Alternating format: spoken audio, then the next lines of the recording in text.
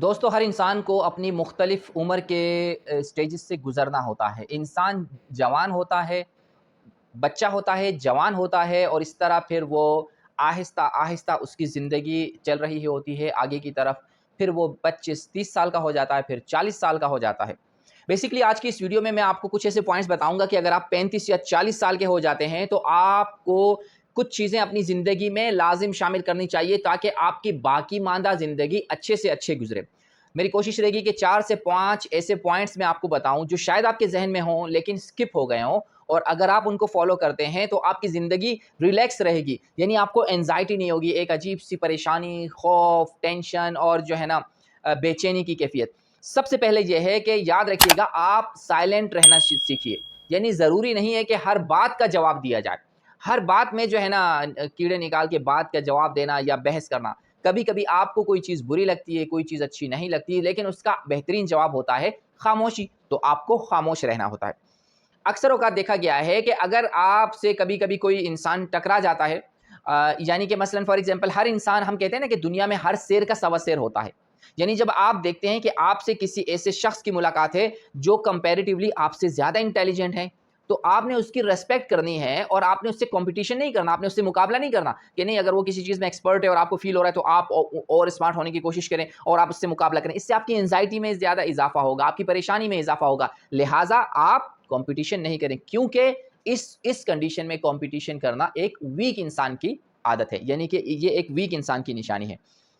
جب انسان 30 سے 35 سال کا ہوتا ہے تو وہ اس سٹیج میں ہوتا ہے کہ اس کو پیچھے ابھی فیملی چلنا شروع ہو جاتی ہے، اس کی جو ہے نا اولاد ہوتی ہے۔ تو یہ جو تیسرا پوائنٹ ہے یہ بہت اہم ہے،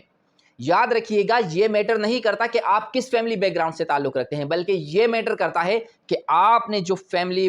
براٹ اپ کر رہے ہیں، آپ جس فیملی کی نشو نما کر رہے ہیں، پرورش کر رہے ہیں، وہ کس قسم کی فیملی ہے۔ لہٰذا آپ نے دنیا کے معاملات کے ساتھ ساتھ اپنے اولاد کو، اپنی فیملی کو بھی لک آفٹر کرنا ہے، آپ نے ان کے اچھی سے اچھی تربیت کرنی ہے، یعنی دینی تربیت اور دنیاوی تربیت دونوں۔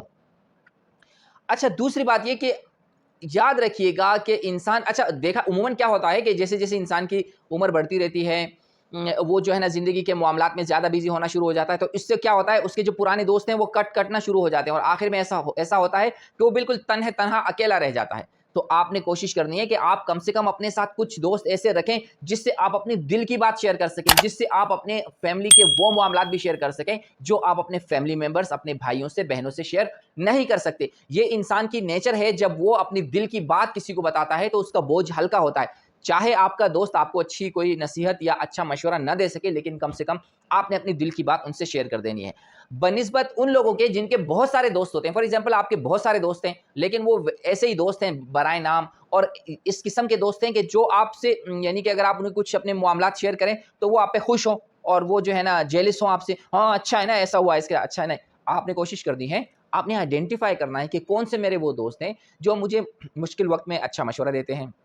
مجھے کم سے کم اپریشیٹ کرتے ہیں، انکریج کرتے ہیں۔ تو آپ نے یہ چیز کرنا ہے، اور اگر آپ کر سکتے ہیں اپنی زندگی میں کوئی ایک اچھا کام تو وہ ہے بکس ریڈنگ۔ آپ نے کوشش کرنی ہے کہ بکس ریڈنگ کو اپنی ہیبٹ بنائیے۔ امید ہے دوستو اگر آپ یہ پوائنٹ فالو کرتے ہیں تو آپ کی زندگی اسموتھ اور بڑی اچھی گزرے گی۔ Take care, bye.